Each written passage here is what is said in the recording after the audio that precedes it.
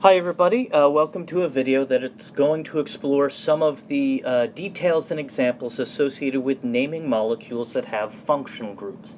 Now, I would suggest that you make sure that you've read through the second lesson on functional groups, lesson 2 functional groups. Make sure you read that handout first, or at least skim it very, very closely.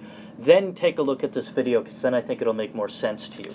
The first thing I want to point out to you is that there are two tables on that handout. There's one that has fluorines and chlorines and bromines, and then another one that I called heteroatom functional groups. That first chart, the ones with fluorine, chlorine, bromine, etc., those functional groups can only be named using prefixes.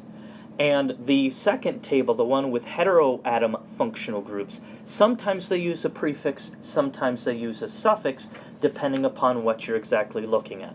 So to address some of the nitty-gritty details that lesson's going to bring up, I thought the thing to do would be to look at some specific examples. So one by one, I'm going to bring in some examples and we'll go ahead and name them. Let's start with this guy here. All right, the first thing you want to be able to do is identify the functional groups. All right, we have this functional group here, that's a carboxylic acid, and this functional group here, this is a ketone. So we have two functional groups in the same molecule. When we have more than one functional group, what's going to happen is one functional group will get the suffix position, and the other functional group will get the prefix position. And the more important functional group gets the suffix. The more important the functional group is, the more it's going to be towards the end of the name of the molecule. And the priority goes from top to bottom in the chart that you have on the lesson packet. So carboxylic acids like this guy here are actually the highest priority functional group. So that's going to be named using the suffix. So let's go about naming this guy. So we have one carbon here, 2, 3, 4. So the root name of this is going to be pent, and it's a carboxylic acid, so it's going to be pentanoic acid. Now, how do I account for the ketone here? So the ketone is on carbon 1, 2, 3. It's on carbon 3 here. So I'm going to indicate the presence of a ketone by using the number 3 and the prefix oxo. So the full name of this guy will then be 3-oxopentanoic acid. So one functional group, the more important one, got the suffix position, and the other functional group, the less important one, got the prefix position. So that's 3-oxopentanoic acid. Right? So that takes care of that guy. Let's see if I can move all this out of the way. Let's take a look at the next one. Now this next one also has a couple of functional groups, but it involves the functional group of an ester. And I wanted to show you an ester because esters are often one of the more challenging kinds of groups that students have to try to name. So let's find carbon 1. So this is the ester functional group right here, and we have a chloro functional group. Carbon 1 of this molecule is right here. So 1, 2, 3, 4, 5. So as I start to name this guy, we're going to name it based on a 5-carbon chain. So, and I'm going to use the ester ending, which is O8. So this is 1, 2, 3, 4, 5. So this is going to be named pentane O8. Now, how do I account for the rest of what's going on here? Well, I have a chlorine that's on carbon 1, 2, 3, 4. So this is going to be 4-chloropentanoate. And then I have the carbon that's on the singly bonded oxygen. This stuff over here, that's going to be accounted for by using a propyl in the front of the name. And then a space. So I have propyl space 4-chloropentanoate. So putting this all together, it's propyl 4-chloropentanoate. All right. So the branch off of the singly bonded oxygen gets named first in the name, and then the main chain, and then any branches that you have, and then the O8 ending. All right. So let's get that guy out of the way.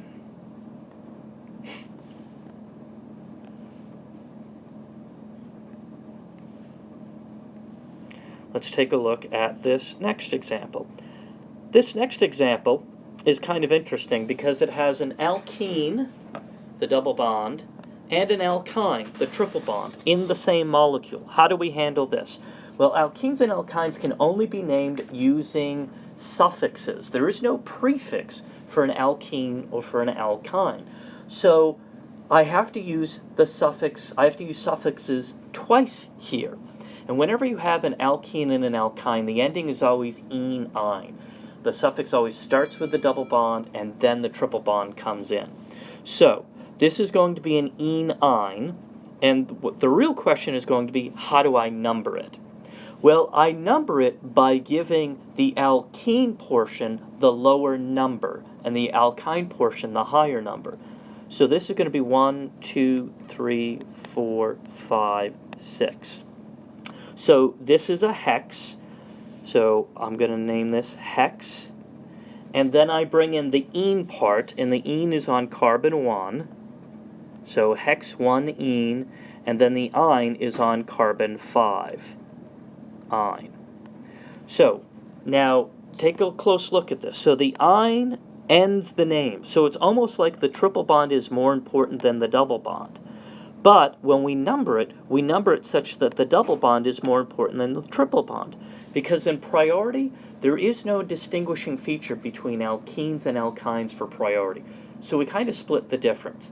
We give the alkyne priority by putting it at the end of the name, but we give the alkene priority by giving it the lower number. So this is hex 1 ene 5 ine. You could also call it 1 hexene 5 ine. You could put this 1 in front of the hex if you wanted to. All right, so that's kind of how you split the difference when it comes to ines. So let's get that guy out of the way. All right, here is, do you recognize this functional group? Okay, this is an ester. Okay, or excuse me, not an ester, an ether. This is an ether. This is a simple ether. We have a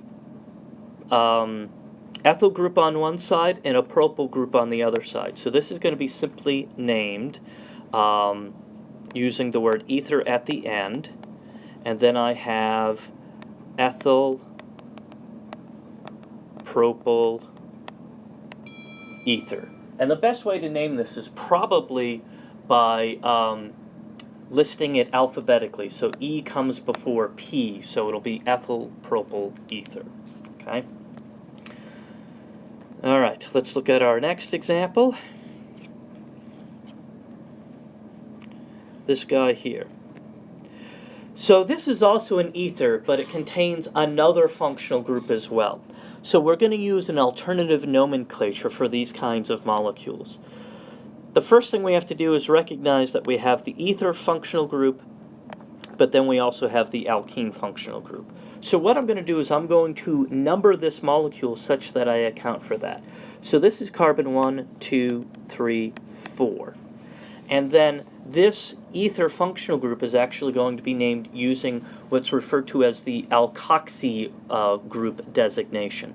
So this will be a functional group off of this main chain. So these 4 carbons make up the main chain. This will be a functional group branch off of the first carbon. So this guy is going to be named 1-ethoxy 2-butene. So the butene here is the main group, and then this ether functional group is named as a branch off of the main chain. So 1-ethoxy 2-butene. All right, couple more here, and we'll wrap this up. Again, you're going to get most of the information from the handout. I'm just trying to hit a couple of highlights. So here's an example where we have a benzene functional group off of a main chain. When you have a benzene ring, and it's a benzene ring because it's 6 carbons and it's alternating single and double bonds all the way around. So this is a benzene functional group. When we have a benzene ring off of a longer main chain, then we're going to name this actually as a phenyl substituent. So this molecule is going to be named 3-phenyl 1, 2, 3, 4, 5, 6, 7, 8, octane. So octane here is my main chain, and off of the 1, 2, 3 carbon, I have a benzene ring, which is a branch, so 3-phenyl octane. So that's how you name molecules that contain benzene rings if they're part of a longer chain. How do we handle the situation in other cases? Here's another example that you'll see in the notes, and I'm trying to get this guy to, there we go. Here's another example. This guy brings up another point about benzene rings. There's a particular kind of benzene ring and functional group that consists of the benzene ring and then one carbon outside of the benzene ring. That group there is referred to as the benzyl group. Benzyl, if I can spell, okay? That's the benzyl group, and then we have a chlorine attached to it, so that's benzyl chloride. So you use benzyl when you have a benzene ring, a carbon outside of the benzene ring that is itself a part of or attached to a functional group. So everything in red here represents the benzyl chain, and then we have the functional group. So that's benzyl chloride. You'll see this talked about towards the end of Lesson 2. All right, so there's a lot of stuff in Lesson 2. You really do have to work through the lesson packet, the worksheet, and eventually the Moodle-based worksheets that we have available for you as well to see all the variations here. I can't possibly do all the different variations in a video that isn't going to be 4 or 5 hours long. You have to work through the examples on your own, okay? But hopefully this will help support the worksheets and the lesson packet, and you'll be good to go.